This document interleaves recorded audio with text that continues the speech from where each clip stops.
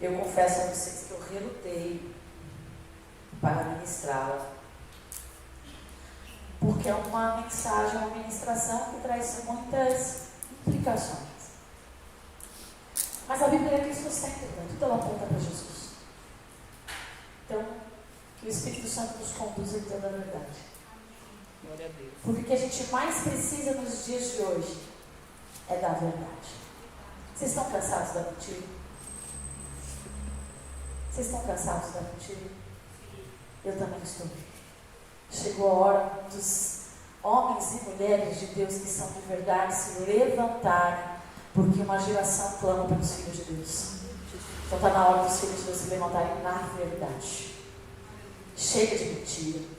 Chega de jogatina. Sabe aquelas coisas de jogatina? Estou falando de jogatina do tigrezinho, que o pastor uma vez me ministrou aqui. Estou falando de não, jogo de palavras. Chega de insinuações. Chega de coisinhas. Chega.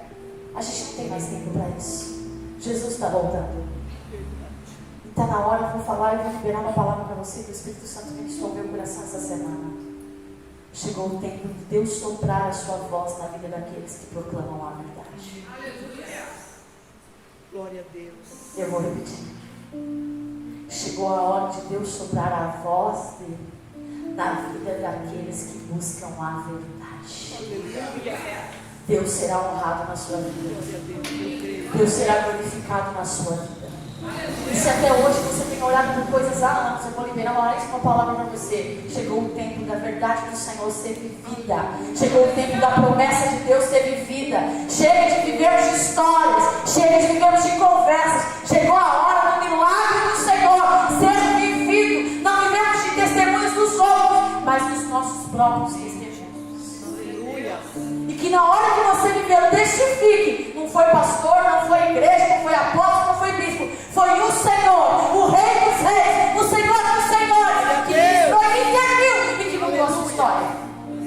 Porque nós sabemos que nós temos que entender a quem devemos dar glória e a quem devemos dar honra. Estamos dando glória e honra a homens que nada fazem por nós. Toda glória e toda honra é somente a Deus. Aleluia. E saiba de uma coisa, Deus não divide a glória dele com Ninguém. Livro de 2 Reis, capítulo 6. A partir do verso 1. Você já deve ter ouvido falar sobre isso. Os discípulos dos profetas disseram a Eliseu. Eu vou ler aqui para não dar muito conflito, porque a minha Bíblia está bem diferente, tá bom? E sucedeu que no ano de 480, é 2 Reis, meu irmão. Por isso que está bem diferente também. Calma, gente, deixa eu falar para vocês. Nós estamos com uma pessoa que não está habituada a estar no data show. Então vamos ter paciência. Porque ele está nos ajudando muito hoje. Vamos lá. Isso. E disseram os filhos dos profetas a Eliseu: eis que o lugar em que habitamos diante da tua face nos é estreito, é pequeno. Vamos, pois, até o Jordão, e tomemos de lá, cada um de nós, uma viga, e façamos-nos ali um lugar para habitar. E disse ele: ide. E disse serve-te de ires com os teus servos. E ele disse, vamos traduzir, né? Então, uma linguagem coloquial, né? Será que o senhor tem com a gente? Não. Tipo assim, dá um apoio moral pra gente. Aí ele falou: eu vou. E eles ao Jordão, cortaram madeira. E sucedeu o quê? Derrubando um deles uma viga, o ferro caiu na água. E clamou e disse: ai, meu Senhor, ele era emprestado. É ruim, né? E disse o homem de Deus: onde caiu? E mostrando que ele no lugar, cortou um pau, madeira, e lançou ali, e fez flutuar o ferro. Podeis aceitar. Elias, calma, eu sempre estou falando de Elias. Elias era um homem extraordinário. Foi. É ainda. Porque o seu legado e a sua memória marcam histórias. Os judeus até hoje têm como referência Elias e Moisés. Ele é um homem que realizou grandes coisas. Mas quem sucede Elias é Eliseu. E embora Elias tenha maior fama, Eliseu fez coisas muito maiores. Fez o dobro do que Elias fez. Eliseu era um homem de compromisso com oração. Mas não só com oração. Ele era um homem perseverante. Eu já quero dizer uma coisa para você. Às vezes nós falamos assim: eu vou ser perseverante para ser salvo. Eu preciso perseverar. Mas não. Só persevera quem é salvo. Às vezes eu não sei como é que eu aguento tanta coisa. Deixa eu te dizer um motivo. Se você não sabia até agora, você está sabendo hoje. É porque tu é salvo, meu irmão. E quem é salvo, persevera. Glória a Deus, aleluia. Isso já é um indício de que tu é salvo. Porque só os salvos são constantes. Só os salvos são firmes, mesmo diante de tantas adversidades. Quando então nós olhamos para esse texto, a gente vê que Eliseu, ele não tinha só um compromisso com oração. Mesmo ele tendo pego a capa de Elias e realizado milagres e tantas coisas, até ressuscitado mortos, Eliseu, ele tinha um compromisso que ele nunca deixou de lado. Você sabe qual é? A escola de profetas. Eliseu, embora ele era envolvido com o poder de Deus, com a glória de Deus, com a oração, ele nunca deixou de investir em conhecimento. Ele investia na escola de profetas. Ele reclamava pela escola de profetas. Ele divulgava a escola de profetas, porque ele entendeu uma coisa que às vezes hoje nós não entendemos. Você já deve ter ouvido falar que existe muito conflito, principalmente desses novos neopentecostais, com o conhecimento teológico. Existe uma briga aí. Para quê? Falta de conhecimento, teologia mata. A Bíblia diz que letra mata. Paulo diz, não, Paulo não diz isso. Paulo diz que a lei de Moisés mata. Não que a teologia mata, ao contrário. A teologia é teo, é a palavra de Deus. A palavra de Deus, ela é vida. Então a palavra de Deus, ela vivifica. Aí as pessoas falam: vivemos o tempo, queremos avivamento, achamos que avivamento é movimento. Sabe o que é avivamento? É trazer vida àquilo que está morto. E a única coisa que é capaz de trazer vida àquilo que está morto é a palavra de Deus. E aí as pessoas estão buscando em movimento aquilo que só virá através do conhecimento, que é a palavra de Deus. Só que Eliseu entendeu isso. Você falou: não, as coisas não andam juntas. As coisas andam juntas. Eu tenho que ter poder, mas eu também tenho que ter conhecimento. É igual Jesus.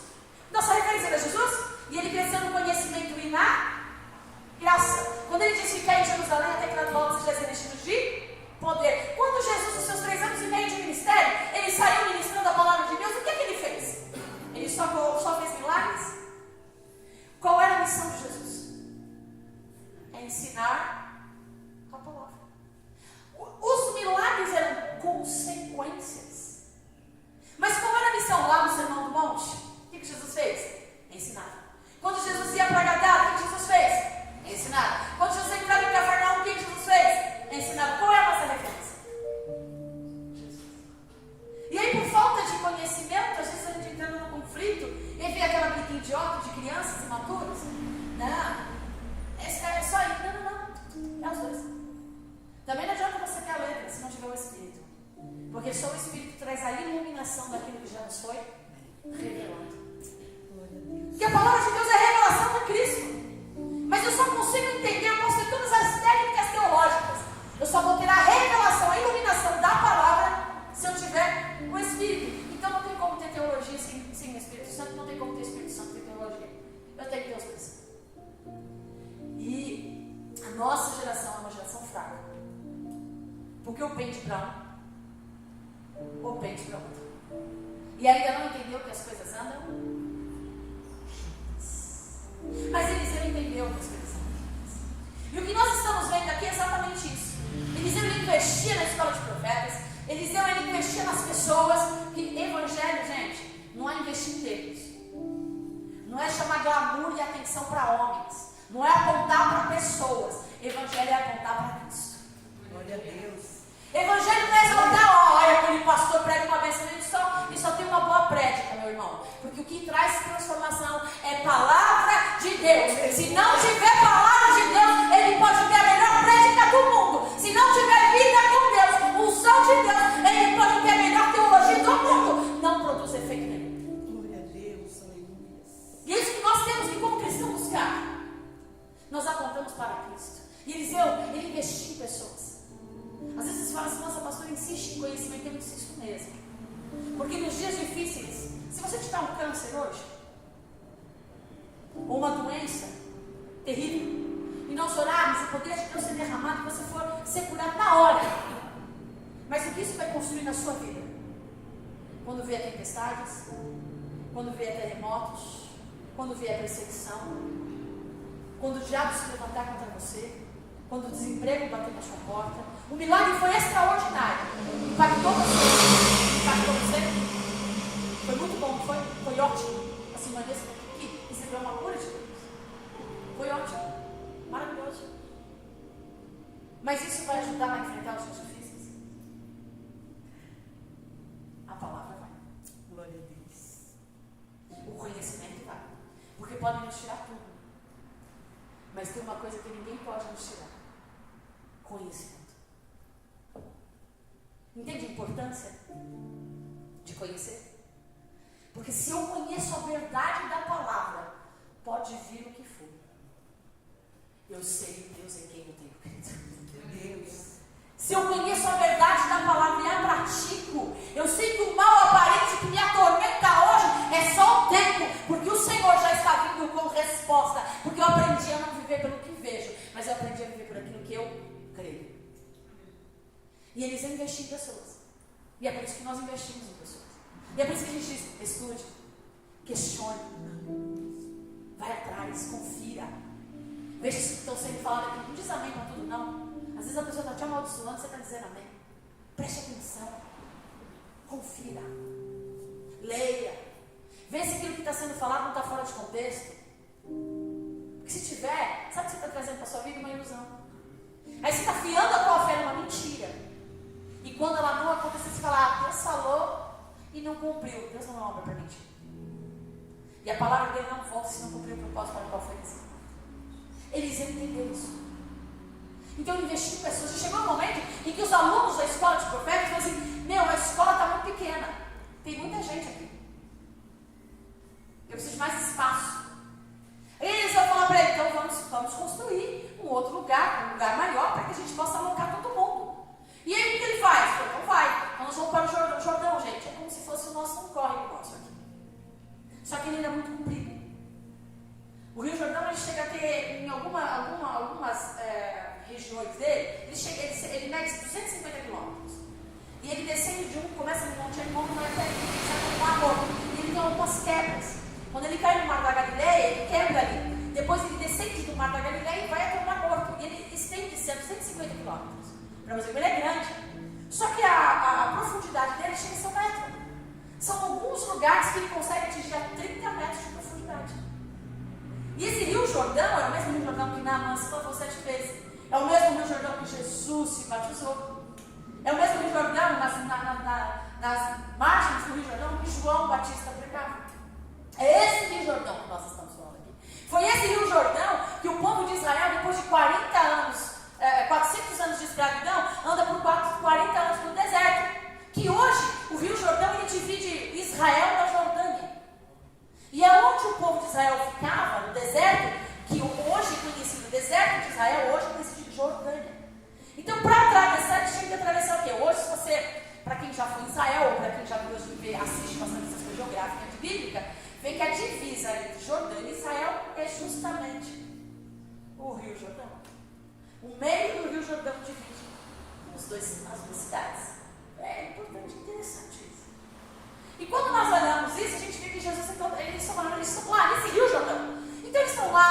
e eles começam a cortar madeiras. E eu pedi para o Vitor colocar, eu vou ver se ele consegue colocar para a gente. Porque a pastora Sandra, ela insiste na pedagogia visual. Diga aqui. Apaga as luzes para vocês verem. Por favor. O que vocês estão vendo? Vocês conseguem imaginar o que tudo é isso? Vocês conseguem imaginar o que é isso? Deixa eu só ver se a minha memória ainda está boa. São 200 mil aviões todos os dias no mundo que circulam. Sabe essas vias, rodovias que nós vemos aqui? Nós vemos? Você consegue ver rodovia no céu? Mas tudo isso que você está vendo, ó, tá vendo esses pontinhos amarelos? E esses aviões circulando, e esses pontinhos que se mexem? São aerofotos. O que os olhos nossos naturais não vê, o sistema, o computador, ele desenha no céu. E para que isso aconteceu? Para que esses 250 milhões de aviões não se choquem. Existem linhas aéreas definidas em que os controladores de voo ficam lá olhando, verificando para que ninguém saia da rota. Porque se um aviãozinho sequer sair da rota, o que é que pode acontecer? Nós conseguimos olhar isso? Nós conseguimos aqui ver? Você consegue ver a rota da sua vida que Deus já traçou para você? Não, né? Mas a rota já está traçada. Aleluia. Glória a Deus. E esta rota que foi traçada, que os nossos olhos não vê, mas que os controladores celestiais estão determinando, estão controlando, eles estão fazendo de tudo para que ninguém se... Porque se um se chocar, milhares de pessoas podem morrer. Entendeu? A importância da gente conhecer. E olha só. Pode tirar, Vitor. Obrigada. Para. Vamos só dar uma salva de palmas pela vida do Vitor.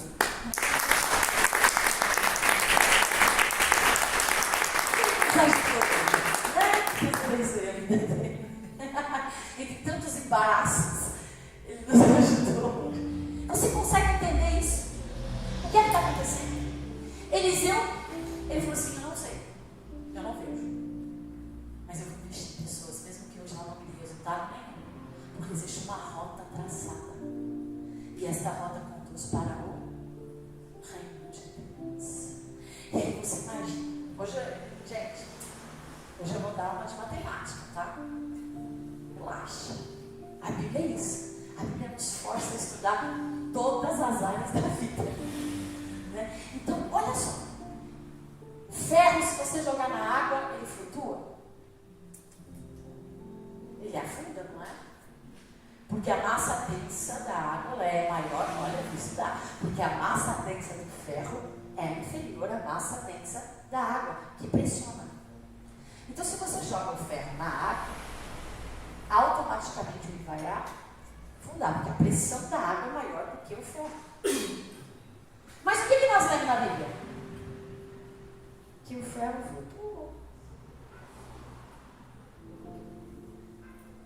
Olha como a gente aprende com a palavra de Deus. Eles foram construir um novo espaço, ampliar o espaço. E eu já quero liberar uma coisa para você nesta manhã, porque o Senhor falou muito no meu coração e eu vou compartilhar com você. Que está em Isaías 54. Firme bem as suas escadas. Alargue as suas tendas. Porque vocês vão transbordar. Glória a Deus. Firme bem as suas escadas. Alargue as tendas. Porque vocês vão transbordar. Aleluia! Vocês vão transbordar em poder de Deus. Vocês vão transbordar em conhecimento. Vocês vão transbordar na prosperidade que vem do Senhor. Vocês vão transbordar em relacionamento e intimidade. Deus está nos chamando para viver um novo tempo na presença dele. Ele está dizendo: pode construir novos lugares, pode construir novas terras, pode construir novas terras. Sabe por quê? Porque vocês vão transbordar. Isso que vocês estão vivendo não vai te caber mais. Essa situação que você está vivendo não vai te caber mais. Você vai romper com paredes, você vai romper com muralhas, você vai crescer. Porque Deus chamou você para florescer e multiplicar. Aleluia. Glória a Deus. Pode o inimigo tentar fazer o que ele quiser. O que acontecia quando a igreja era perseguida? Quanto mais a igreja era perseguida, o que acontecia com a igreja? Está complicada a vida, meu irmão? Estão te perseguindo, a situação está complicada, estão querendo te aplacar, estão querendo te destruir. Bota um sorriso no rosto. Porque enquanto os homens tentam te aplacar, Deus começa a soprar um anjo dentro na tua vida. Glória a Deus. É só para contrariar mesmo, não é a música só para contrariar, não. É só para contrariar. Deus faz assim. E aí eles vão, e olha o povo mais legal, vai lá pra gente dar moral, né, profeta? Vai com a gente pra dar moral. Você não precisa nem comentar nada, mas dá moral. Tipo intercessão, sabe? Mais ou menos assim, quando a reforma da igreja que a pastora Sandra passava aqui, era só pra dar moral. Porque ela não podia, tadinha, da recuperação da cirurgia. Aliás, quem tá feliz com a palavra? Gente, o meu coração tá extasiado. Eu tava com tanta saudade da ministração da pastora Sandra. Vocês não estavam lá? Sim. Tá, é diferente, né? Não deteriorando os outros, não, nada disso. Cada um, a multiforme graça, cada um Deus usa do jeito que quer, da forma que quer. Mas a pastora Sandra, ela tem uma unção de Deus para uma coisa tão gostosa. Não, muda o ambiente. Muda o ambiente, eu estou muito feliz. Eu só lá e falo assim, demorou. Já era para ter voltado. Né? Já era para ter voltado, fica ouvindo nós que não é preparado para isso. Porque eu sou palavra, meu irmão. Eu quebro o galho no louvor. Deus me deu o dom para ajudar naquilo que precisa, mas meu chamado é palavra, não tem jeito. E ela faz isso com tanta beleza, tanta delicadeza, né? E glória a Deus pela vida dela. Pena que a gente não gravou, né? Não tem ninguém na mídia hoje para gravar isso, mas glória a Deus. Sabe por quê? Porque é para Deus mesmo. Aleluia. E o papai está vendo. Glória a Deus. Aquilo que eu e você não está vendo e não está entendendo, papai está vendo. E papai está entendendo. E sabe o que é mais legal? Papai está vindo com resposta. Aleluia. Você crê nisso? Vamos simular essa palavra? Papai está vindo com resposta. Aleluia. Deus. Creia, gente. Eu estou falando com convicção. Eu não estou falando por emoção, eu estou falando com convicção. Papai está vindo com resposta. Aleluia. Glória a Deus. Não se assuste com aquilo que Deus vai fazer. Porque muitos não vão entender. Vão até achar que é diabo. Cuidado. Porque não é. Deus está vindo com resposta. Aleluia. Então ele está lá. E o profeta está lá. Porque o profeta representava a presença de Deus. Então é bem assim.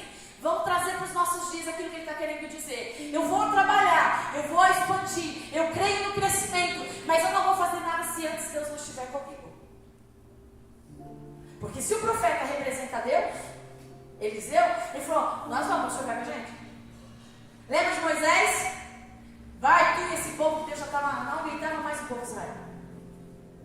E aí ele falava assim, não, eu vou mandar um anjo na frente. Né? Mas Deus não queria estar.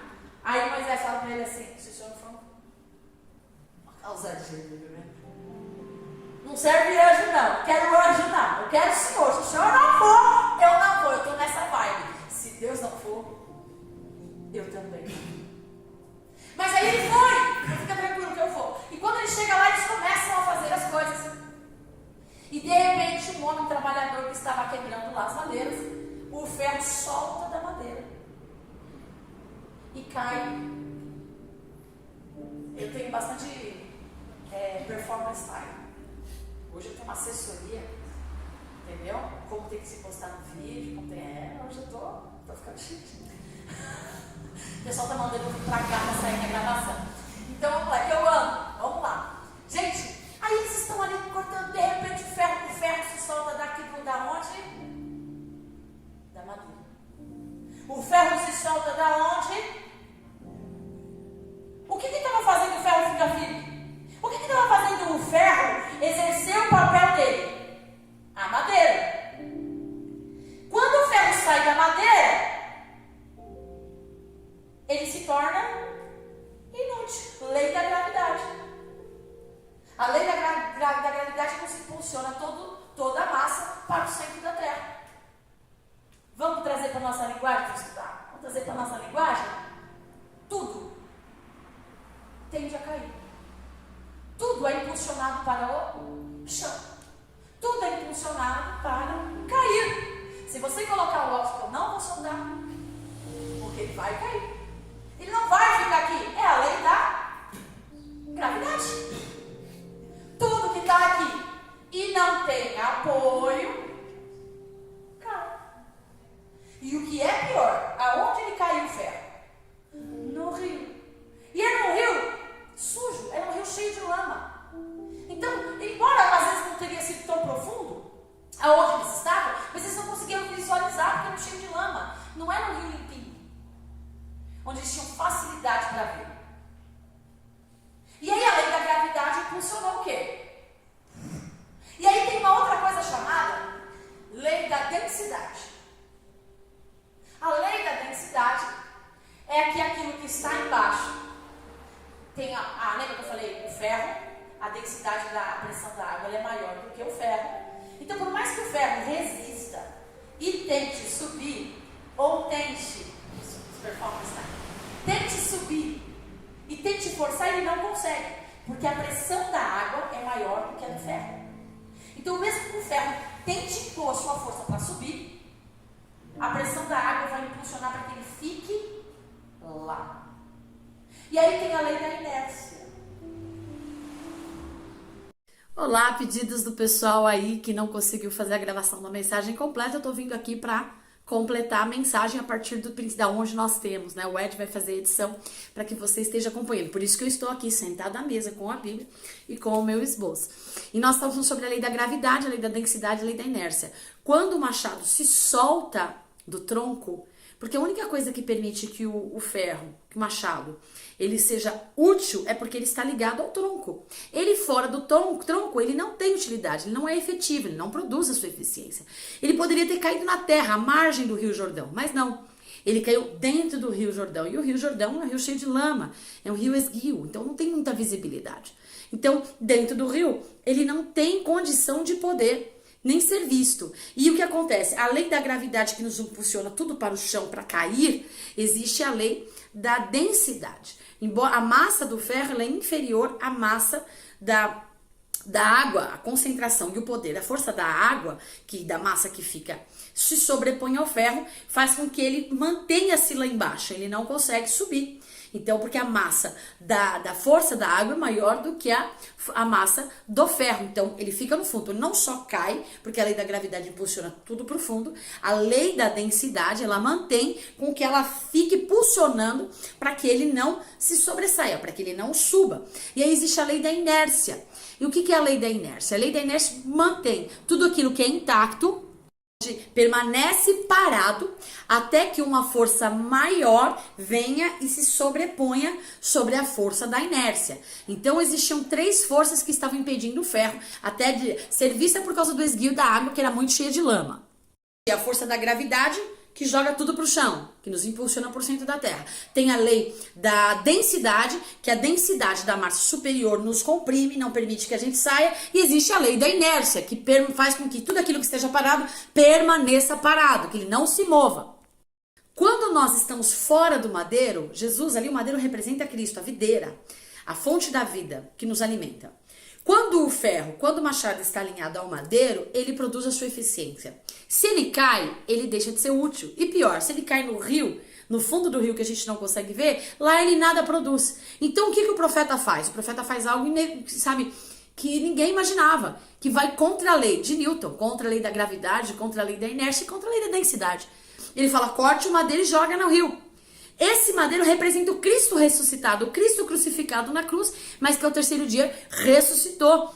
E o que acontece? Quando o profeta joga um madeiro na água, o madeiro exerce uma força maior do que a densidade, do que a gravidade e a inércia, porque esse madeiro representa Jesus. Então o pecado, a malignidade, a impureza, as falhas, tudo isso, as influências do mundo te impulsionam para o fundo da lama. A lama representa pecado. E tudo isso te joga para baixo, te joga para longe da videira. Mas quando o madeiro é lançado nesse rio, ele vence a força da gravidade, ele vence a força da densidade, ele vence a força da inércia e faz com que o ferro, que pela lógica seria incapaz, pela lei da física, de flutuar, o madeiro faz com que aquilo vença todas as forças da lei de Newton e flutue para se aliançar ao madeiro.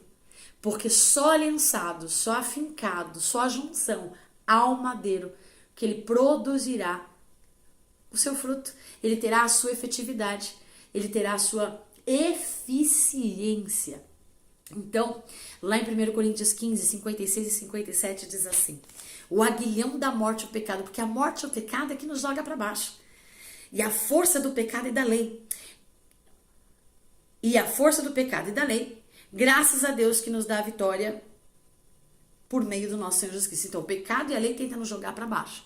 Mas graças a Deus, Jesus Cristo, o madeiro que representa ali, nos faz flutuar nas águas do rio do Espírito Santo.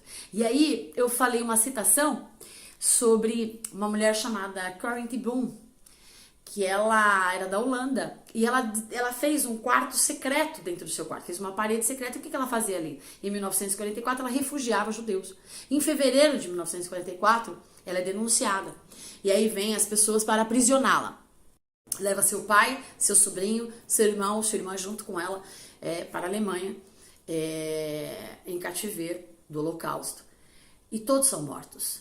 Inclusive, num belo dia, ela vê o algoz, ela vê um homem jogando o corpo da sua irmã Betsy e ela fica ali horrorizada, o seu coração cheio de ódio. Ela consegue uma carta por erro deles, uma carta de liberação, e ela acaba fugindo. E ao se converter, pregando o evangelho, ela começa a pregar o evangelho. Em um determinado momento das suas pregações, das suas prédicas, ela volta para a Alemanha.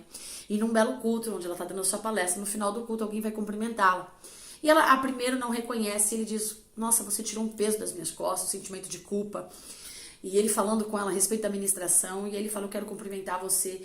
E ao levantar para cumprimentar, ela se lembra que aquele homem que estava falando com ela era o homem que tinha jogado o corpo da irmã dela, e ela tinha visto. O ódio estava imperando, e ela não tinha noção de que o ódio estava imperando sobre a vida até aquele momento. Ela falou: não, eu não vou cumprimentar esse homem.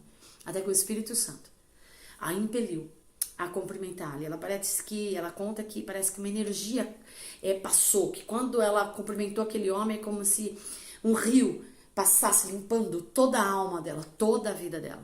E ali ela aprendeu o significado do perdão, porque quando ela diz: eu não vou cumprimentar esse homem, o Espírito Santo fala: você foi perdoado.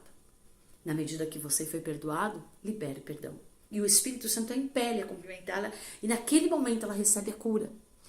E ao receber a cura, ela escreve cartas para todos os comandantes, todos os generais que esteve envolvido com o Holocausto, que esteve envolvido com as mortes da sua família, liberando perdão, dizendo que ela foi perdoada e que o mesmo Deus que a perdoou é capaz de perdoar a todos. E eu trago com isso para fechar a mensagem, selar a mensagem, que quando a gente pega um machado emprestado, muitas vezes a gente não tem recursos, mas Deus sempre nos dá a condição de começar a boa obra. Comece. No meio do caminho vai ter sempre imprevisto, vai ter sempre problemas, situações que vai tentar nos paralisar. Mas persista, não desista, insista. Chame por Deus, chame por Cristo, que Ele vai vencer e vai romper com tudo aquilo que parece improvável. E a inércia que te mantinha parado, a densidade que te impedia de voltar à tona, de voltar ao trabalho, que essa lei da gravidade que te impulsionava a cair, a ficar no chão, é vencida pelo madeiro, é vencida pelo poder da cruz. Tudo aquilo que te jogava na lama não resistirá ao poder que emana da cruz, ao poder de Jesus Cristo. Olhe para a cruz. E quando eu falei e ministrei sobre as vias aéreas, aerodinâmicas e as vias que aéreas, nós não entendemos muitas vezes, nós não entendemos o projeto de Deus na caminhada. Mas quando Deus traça um plano para a nossa vida, mesmo que não entendemos, é para que nós cheguemos ao destino, que pessoas vão embarcar na nossa vida, no nosso avião. E juntos nós estaremos com a responsabilidade de manter e apontar para Cristo, para que nos leve para o nosso destino, que é a Nova Jerusalém em Cristo Jesus. Tudo foi vencido. pelo madeiro. Tudo está vencido na cruz. Gálatas diz que toda a cédula de dívida que constava contra nós foi rasgada. Naquele momento em que Jesus lá no madeiro disse, Tetelestai, está consumado. Beijo no teu coração.